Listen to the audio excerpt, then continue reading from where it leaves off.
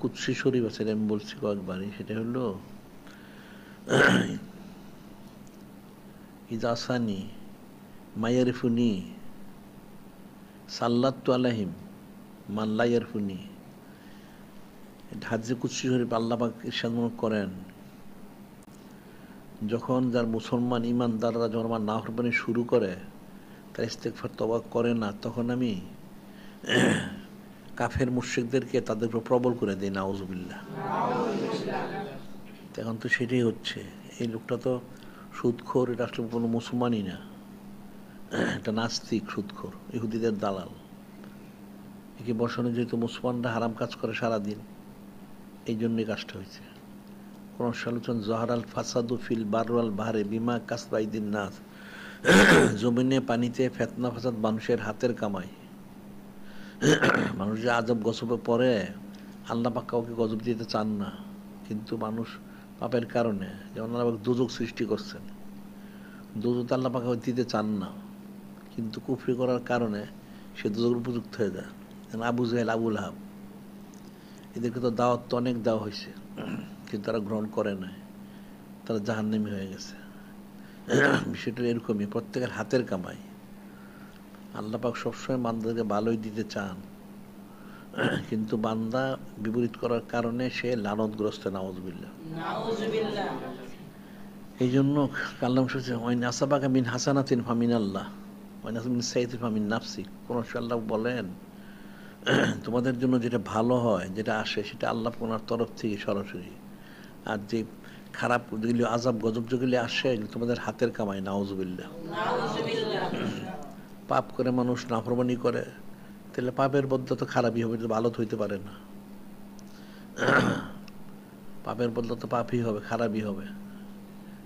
হাল জাযাউল ইহসান ইল্লাল ইহসান, যে ভালোর বদলা ভালো ছাড়া কিছু হয় কখনো না, ঠিক বিপরীতটা, খারাপের বদলা খারাপ হবে।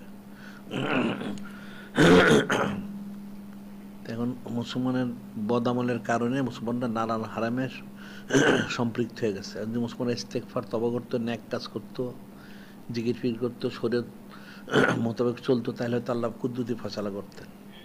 এখন মুসলমানদের আল্লাহ পাক ওনার কোনো আদেশ নিষেধ কোনোটাই মানে না। নূরে মুজাসসাম হাবিবুল্লাহ হুজুর পাক সাল্লাল্লাহু আলাইহি ওয়াসাল্লাম সুন্নত মোর ইত্তেবা করে না, তাহলে তারা রহমত পাবে কোত্থেকে? রহমত পেতে হলে তো নূরে মুজাসসাম হাবিবুল্লাহ হুজুর পাক সাল্লাল্লাহু আলাইহি সাল্লাম, ওনাকে মানতে হবে, ওনাকে ইত্তেবা করতে হবে। অন্যতে কোনোদিন সে তো খারাপের থেকে বাঁচতে পারবে না, ইচ্ছা অনিচ্ছা তাকে খারাপি স্পর্শ করবে। এটা সে সরাসরি করুক বদামল, অথবা কোনো মধ্যস্থই করুক, সে খারাপই তাকে স্পর্শ করবে। সেটাই নিজের সুদের যে বিষয়গুলি, অন্যান্য যত হারাম কাজ, গান বাজনা, বেপরদা, ছবি, টিভি ইত্যাদি ইত্যাদি যত অশ্লীল অশালীন কাজগুলি হচ্ছে, এগুলি তো মানুষের হাতের কামায়। মানুষ পাপ করে যার জন্য, যে নামাজের সময় নামাজ পড়ে না, রোজার সময় রোজা রাখে না, জাকাত ধরলে জাকাত দেয় না, এটা কোনোটাই ঠিক মতো করে না। আবার এখন মানুষ হজ করবে, হজ করে তো যাদের সামর্থ্য থাকে ফরজে, কিন্তু দেখা যাচ্ছে হজের যেখানে মক্কা শরীফ এখানে হাজার হাজার ক্যামেরা এরা বসাইছে, ছবি তোলে। তো ছবি তোলা তো হারাম। কুল্লু মুসাব্বিরিন ফিন্নার, প্রত্যেক ছবি তোলনেওয়ালা তোলানো জাহান্নামী। তাহলে বিষয়টা তো কঠিন।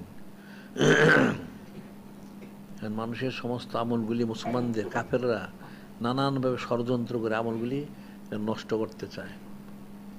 আর মুসলমানদের অজ্ঞতার কারণে, আমলের ত্রুটির কারণে, ইমানি কোত না থাকার কারণে তারা তাদের দ্বারা প্রতারিত হচ্ছে। অজান্তে মুসলমানরা হারাম কাজ করে যাচ্ছে, কিন্তু সে নিজে বুঝতে পারতেছে না। এই জন্য মুসলমানদের ইস্তেগফার তওবা করা উচিত।